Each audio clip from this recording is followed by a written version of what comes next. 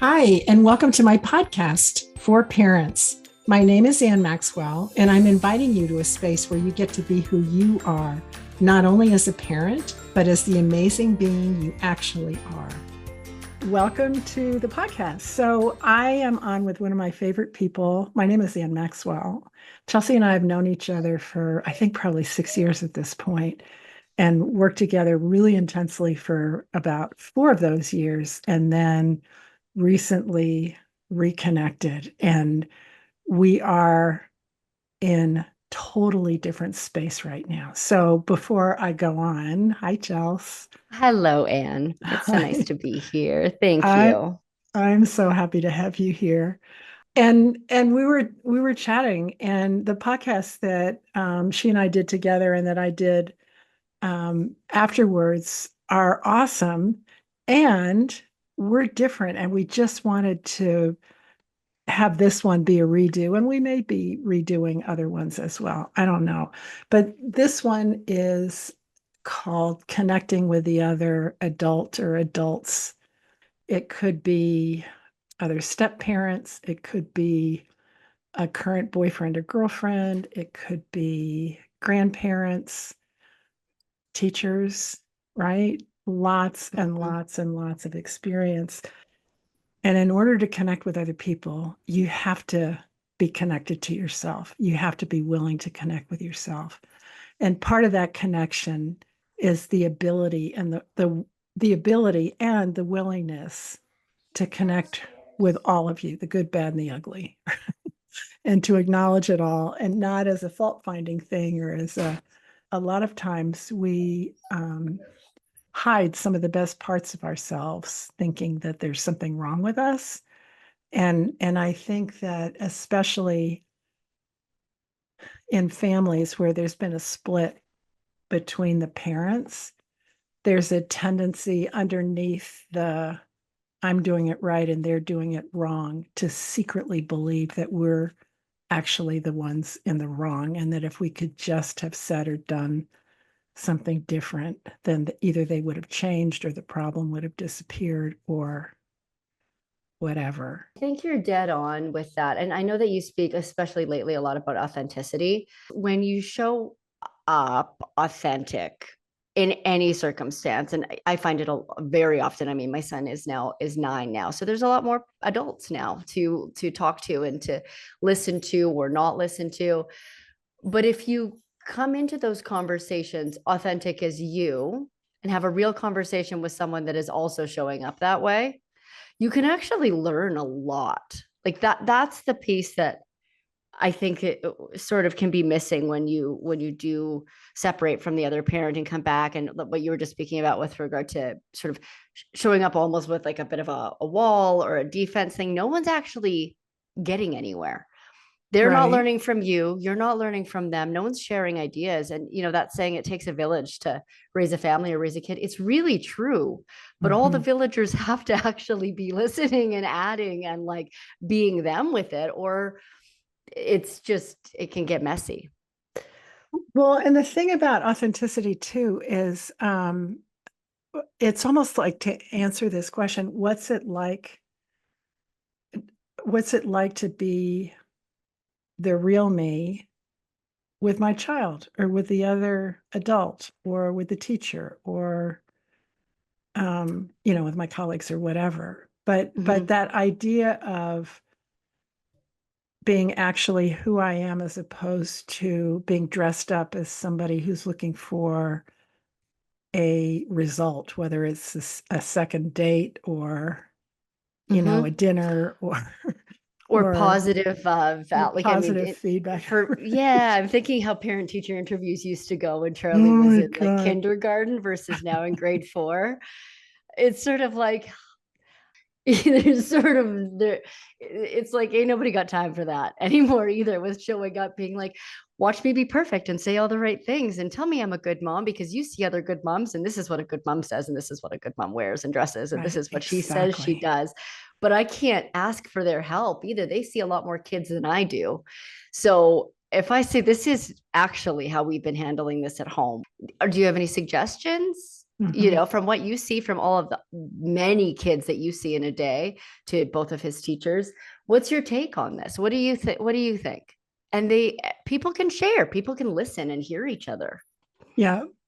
And showing up is like showing up and being vulnerable too, and Totally. being willing to hear and being willing to say, well, that actually doesn't work at school. And when we try that, this is the, silly thing that happens or whatever. Do you want to talk about Charlie and switching schools? Because Sure. there's something about showing up if I show up as who I actually am, then I'm going to get along with everybody and everything's going to be perfect. And Mm-hmm. it's I think showing up like connecting with yourself, with a real you, is a requirement in order to be totally present and then be able to know whatever's going on, whether it's with the other parent or step parents or grandparents or teachers or schools, whether it's actually working for him or not. Definitely, definitely. That's a great example. Yeah, so Charlie went to a Spanish immersion program Mhm. for the last few years, and the idea behind it was lovely, right? It was sort Mhm. of a, wouldn't it be wonderful if he had a second language, and wouldn't it be great, and sort of this like lovely ideal thing. And at the time, there was no, we didn't know, right?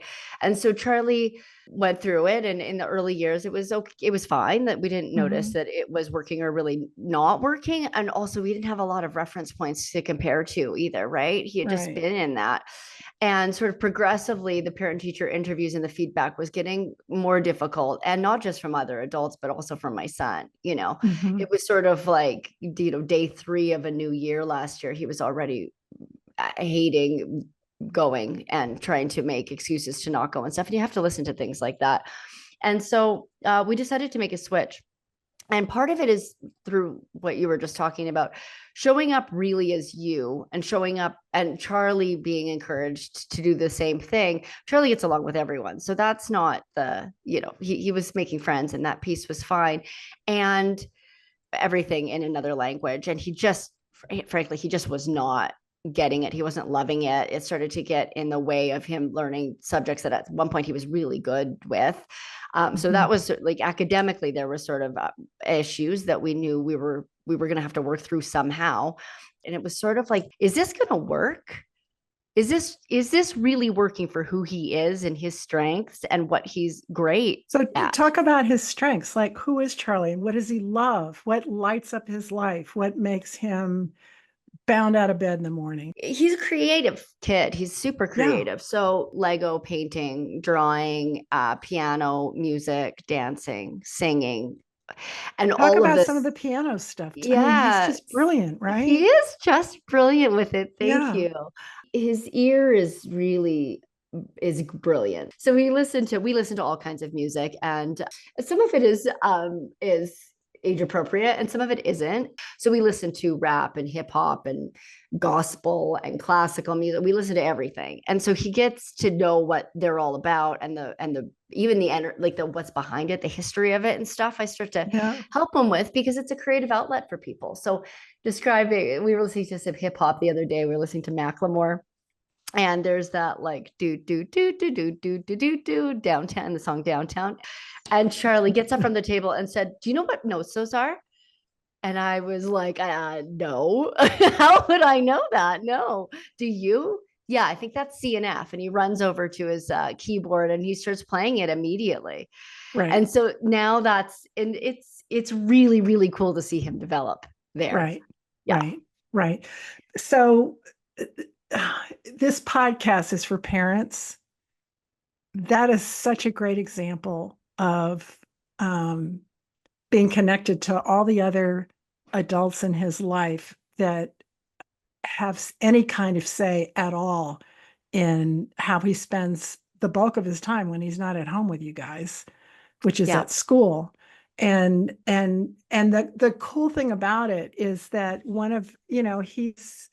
he's in that age range between 6 and 12 where, developmentally your job is to try things out and sort of develop this sense of competency. And that sounds so academic and sort of boring, but Charlie leaping up from the dinner table saying, yeah, I think it's C and F, and then going over to his keyboard, that's an example of him being given the latitude and the freedom, thanks to all the adults, to be able to express that and to know that. And so rather than going down a language path, it may be that Mhm. you guys go down a creative arts path or a music path or whatever. If that, like in Denver, Totally. there's a Denver School for the Performing Arts, that takes kids starting either in middle school, definitely high school.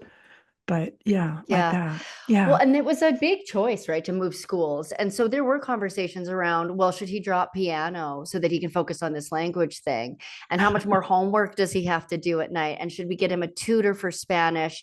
And you start to look at, everybody has in the end like 100% of a day or a life or whatever. Right. How much is being spent trying to make this work for him versus letting him be who he is and Right. nurturing those things, right? And so we had some really good conversations, his dad and I, around really objectively looking at that as a big picture choice for him. What's the future going to look like if we go this way? And what is it going to look like if we go this way? But you guys in the He's past haven't always been able to have these kinds of no, conversations, right? no, You tended to be sort of polarized. And yes. so over time, my sense is that that's changed to the benefit of Charlie. Oh, Like he, completely, right? completely. Yeah. Yeah. Yeah. And I mean, the teachers helped us with that choice too. When you ask a teacher, what would you do if he was your son? His Spanish teacher, who was a lovely woman, and she said, I would really, really, really, really, really understand if you decided to go with an English speaking. Those are you listen to those things, and Yeah. it Cool. ebbs and flows with the ex partners and the dads and mums and stuff. But you're right, it does when everybody can hear each other and look at what's actually going on, it just starts to get much It's easier. so different. So I want to just touch very lightly on times where you may be not quite as in touch with yourself and not quite as connected with yourself as you are. And on a personal level, I've done that for most of my life. There's sort of a standing joke that if there was a Best Supporting Actress award, I would get it. I'm I'm whoever my target is, best fan, biggest support, whatever, and I'm more than happy to give myself up, or have been, not anymore, but Mhm. in the, to the benefit of somebody else, because I wasn't willing to connect with myself. And I part of the connecting with yourself is seeing the value when Yeah. somebody is functioning in a way that actually isn't working anymore, to trust yourself enough to know, hmm, maybe not. I look at the times where I've done that, especially just in the parenting Mm-hmm. place under that Mm-hmm. role. Yeah. And it's when you've decided that somebody else knows more than you do about what's going on. Yeah. Right. And it's a very quick thing. Yeah. I think I even spoke Yeah. about it in the last podcast we did about this. It's a grandparent Yeah. who, of course, they should know more. If they do know more, they must know more. But then everything gets all out of whack because Charlie's my son. We're Right. connected, right? Right. I know.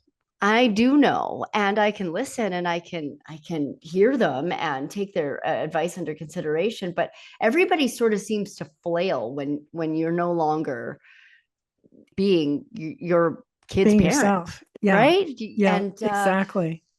you lead, I think It's especially mothers, there's a leading thing that you need to keep doing.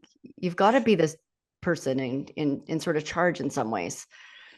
so the leading thing can only come when your point of view about yourself changes, that you're actually worth listening to, that you Yeah. actually know, like that kind of stuff. And anytime I've given myself up to somebody else, it's always been being subservient to whatever their particular point of view was. And so that's goes right back to the first podcast that we did about connecting with yourself.